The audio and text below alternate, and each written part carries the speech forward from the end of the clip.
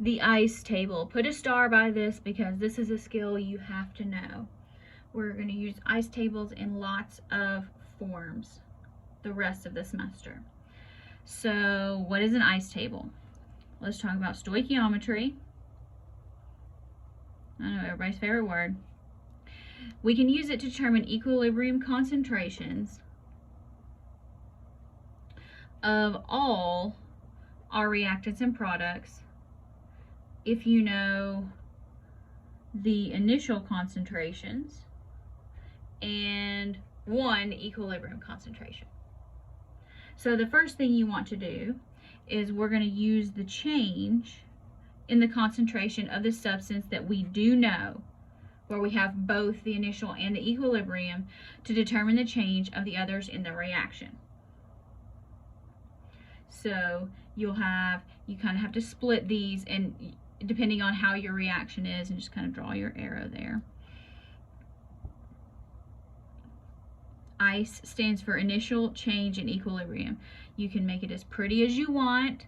Mine aren't ever this pretty, but it works. So if we're going to calculate K, first thing we're going to do is we're going to use our balanced equation as a guide. And we're going to make our ICE table, and we're going to show all of our known initial concentrations and equilibrium concentrations. This is going to be what's given in the problem of our reactants and products. So we're going to fill it in, and we're going to fill it in the right place. So if it's an initial concentration, we're going to plug it in up here. If it's an equilibrium concentration, we're going to plug it in at equilibrium. Now, for the reactant or product whose concentration is known both initially and at equilibrium, calculate the change in concentration that occurs. So we're going to be doing this assuming the forward reaction. So reactants are consumed during the reaction, so their concentration changes are going to be negative because we're losing reactants, and the products are going to be formed, so that means we're getting more, so their changes are going to be positive. Next, we're going to use the change for the one substance that we calculated up here and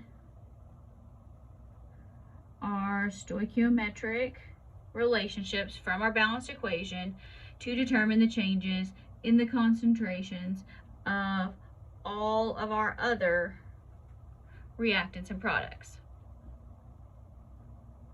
Then we're going to add up the column for each reactant and each product to determine our equilibrium concentrations. Then we're going to use our balanced equation to write an expression for the equilibrium constant, and then we're going to substitute our equilibrium concentrations to calculate K. So these are the ones we're going to use to calculate K. This sounds very complicated. It's not as bad as it looks. So try it out. Here is our reaction. So at a temperature, so we're going to assume that the temperature doesn't change. Initially, here's our concentrations, and here at equilibrium, the concentration is this. What's the value of K? So here we have our reaction. Now, we're going to have, so let's write our reaction. Plus 2H2 CH3OH. Okay, so our initial, our change, and our equilibrium. Okay, so initially we have 0.5, we have 1, and it doesn't say we have any products, so that's going to be 0. All right. Now, the next thing I like to do, which wasn't quite iterated in the steps, is use my coefficients here and say that's going to be, so this is minus 1 times, we'll be using a lot of x's, so just kind of do that. So here there's a 2, so that'd be minus 2x. And here products get bigger, so that's x. Okay, now at equilibrium, our CO is found to be 0.15. So how much did it change? And so use the one where you know everything and solve for x, okay? So again, this is like super easy here, so super easy algebra. Minus x equals 0.15. So that means x equals, so it should be what, 0.35? Yeah, 0.35. Okay, so this here is 0.35. Just kind of plug it in. 2 times 0.35 and 0.35. So now we add them up. So what is 1 minus 2 times 0.35? So that's 0.7, so 0.3.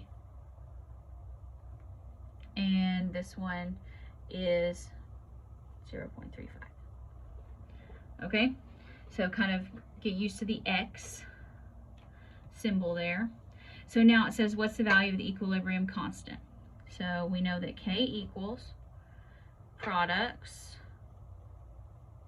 over reactants. And now plug and chug using our equilibrium values. So that'd be 0.35. Don't be like me and forget the exponent sometimes. 0.15, 0.3 squared.